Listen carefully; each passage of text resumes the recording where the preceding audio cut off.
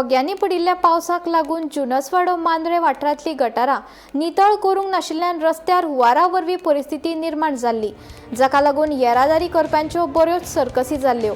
हे गोमंतक टीव्हीच्या कॅमेऱ्यान दाखयले त्या उपरांत संबंधीत यंत्रणेन दखल घेत प्रश्न तडीक लायलो। पळयात।